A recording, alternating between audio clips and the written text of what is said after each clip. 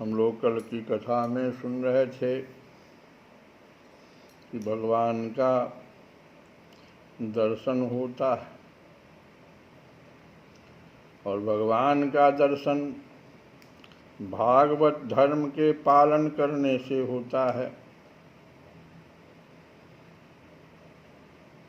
बहुत शुरू की अवस्था में, स्वप्नावस्था में दर्शन होता है, लेकिन जब लोग ध्यान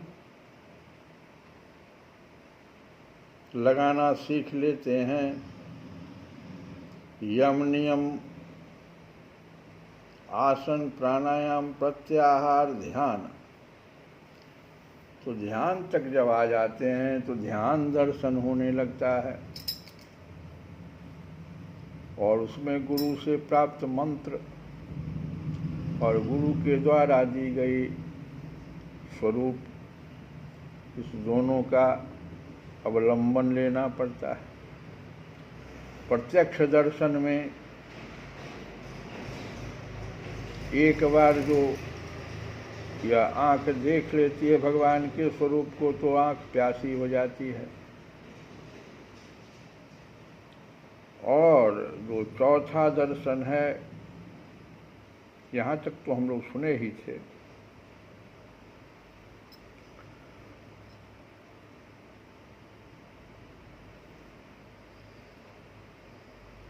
इसमें गोपियों का जो भाव था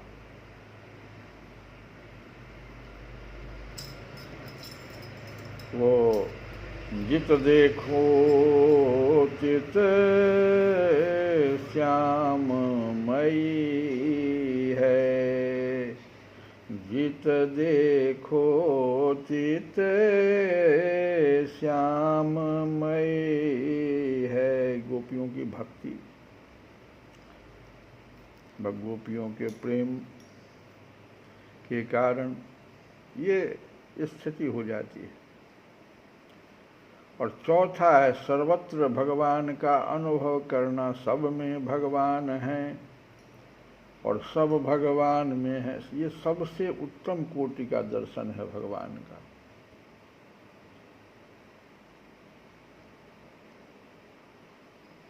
यही भागवत धर्म का चरम फल है, सब में भगवान और सब भगवान में।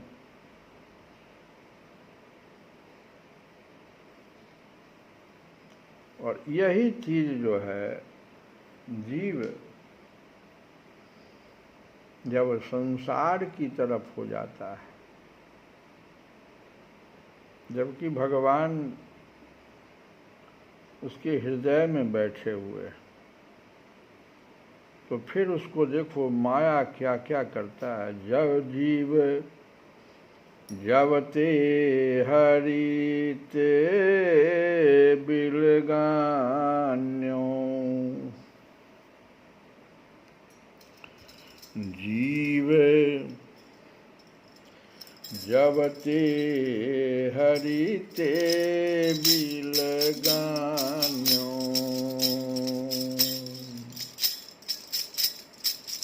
तब ते देह गेह निज जान्यो। तुलसी बाबा इस बात को विनय पत्रिका में कह रहे हैं कि जीव जबते हरिते बिलगान्यो, तब ते देह गेह निज जान्यो।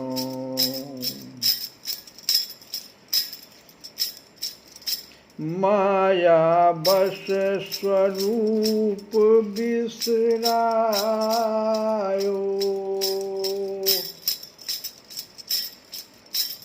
माया बस स्वरूप बिसरायो, तेहिते भ्रमते, अरे तेहि भ्रमते दारुण दुख पायो। माया बस स्वरूप बिसरायो,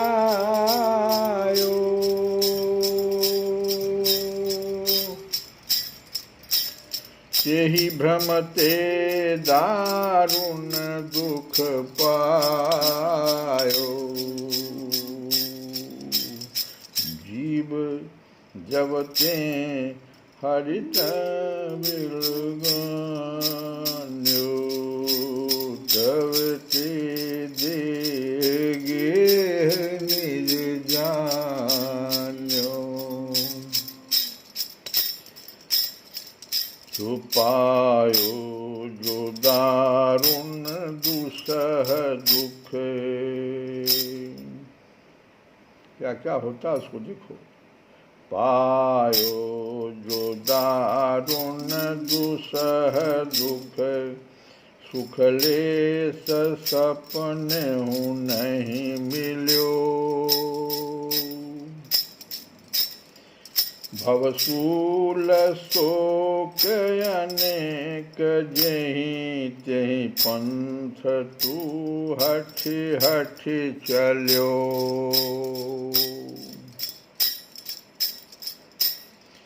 हो बहु जोनि जन्म जरा विपत्ति,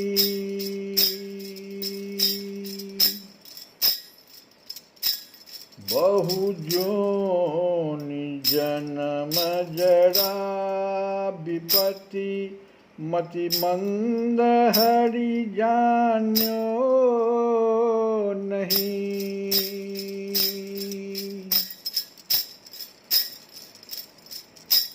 श्री राम बिनु विश्राम मूढ़,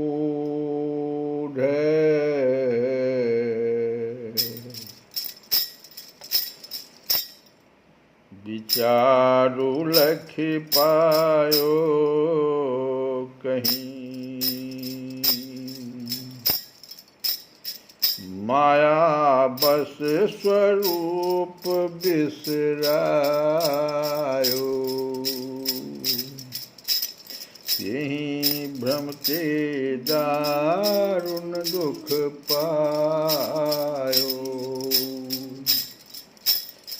हो जीव जब हर्ष विलगान्यो, तब ते देगे निज जान्यो।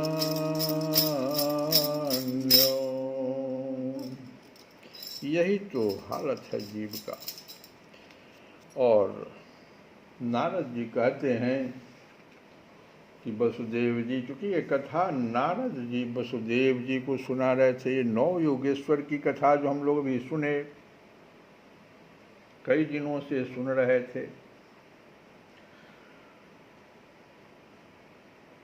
तो नारद जी कहते हैं वसुदेव जी, मिथिला नरेश राजा निमि 9 योगेश्वरों से इस प्रकार भागवत धर्मों का वर्णन सुनकर बहुत ही आनंदित हुए। उन्होंने अपने ऋत्विज और आचार्यों के साथ ऋषभनंदन 9 योगेश्वरों की पूजा की। इसके बाद सब लोगों के सामने ही वे सिद्ध अंतर्ध्यान हो गए। जब राजा निमि ने 9 योगेश्वरों से इस प्रकार भागवत धर्म का वर्णन सुना तो निमि महाराज बहुत आनंदित हुए और योगेश्वरों की पूजा उन्होंने की।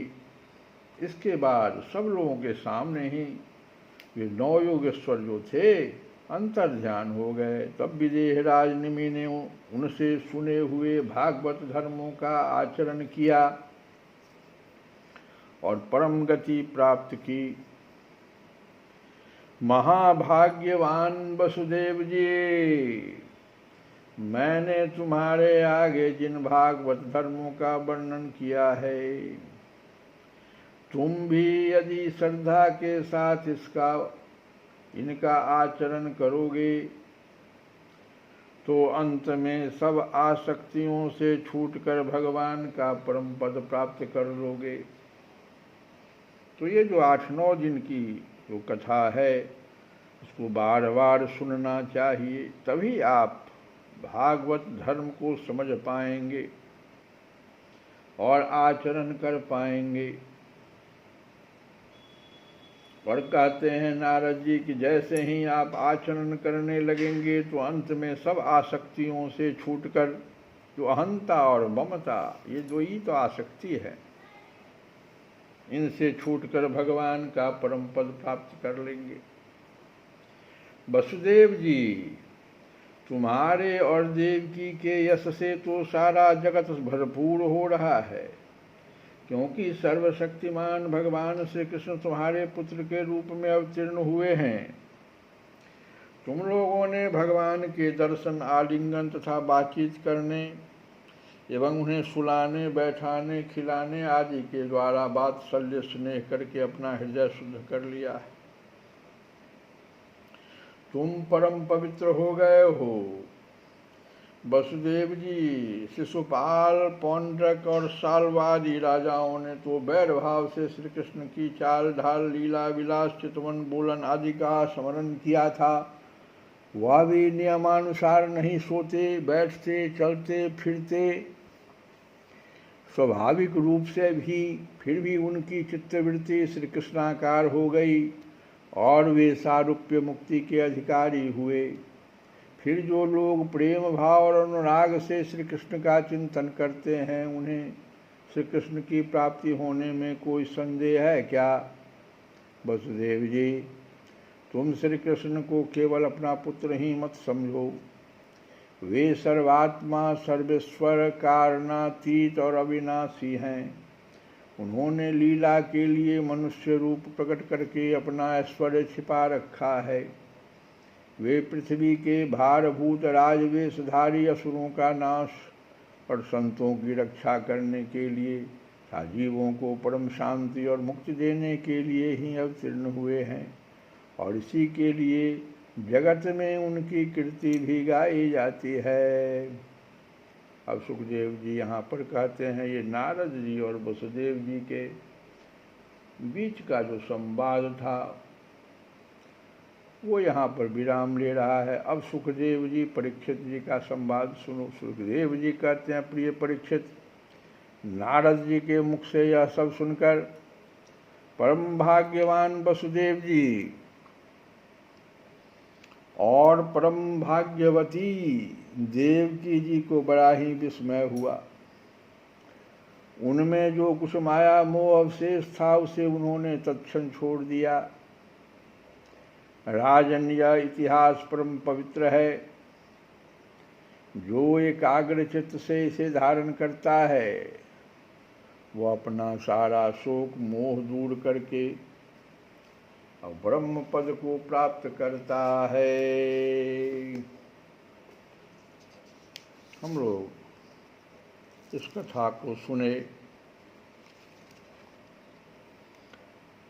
प्रभु तेरी महिमा के ही विधि गाऊं, प्रभु तेरी महिमा के ही विधि गाऊं, प्रभु तेरी महिमा के ही विधि गाऊं, प्रभु तेरी महिमा के ही विधि गाऊं। तेरो अंत कहीं नहीं पाऊं, प्रभु तेरी महिमा के विधि गाऊं, प्रभु तेरी महिमा के विधि गाऊं। हो अलख निरंजन रूप तुम्हारी, अलख निरंजन रूप तुम्हारी। हरे किस विधि ध्यान लगाऊं, अलख निरंजन रूप तुम्हारी।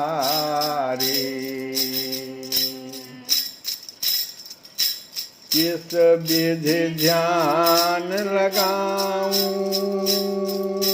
वेद पार जहूँ नहीं पायो।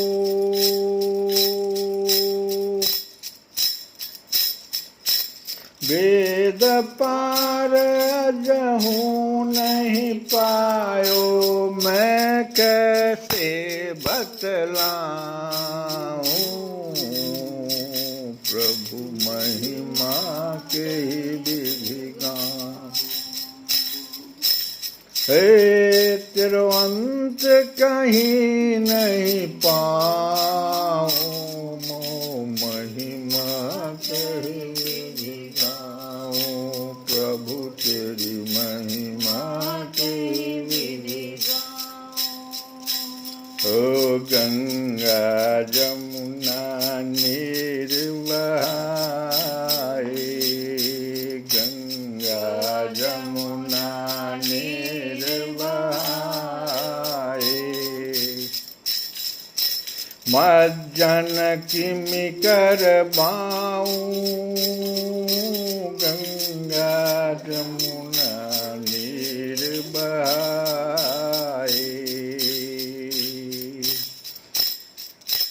मज्जन किमि करवाऊं, वृक्ष बगीच रचना तेरी, वृक्ष बगीच रचना तेरी, कैसे पुष्प चढ़ाऊं महिमा तेरी। प्रभु तेरी महिमा के विधि गाऊं, प्रभु तेरी महिमा के विधि गाऊं। पांच भूत की देन तुम्हारी, पांच भूत की देन तुम्हारी। चंदन के लिपटाऊं, पांच भूत की देन तुम्हारी। चंदन के लिपटाऊं, सकल जगत के पालन करता।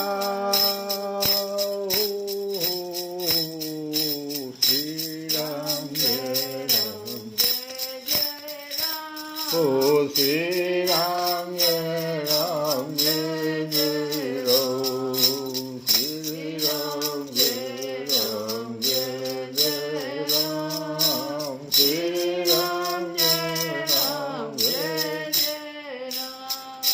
सकल जगत के पालन करता, किस विधि किस विधि भोग लगाऊं महिमा कहीं विधि गाऊं। ओ प्रभु तेरी महिमा कहीं विधि गाऊं। ओ तेरो अंत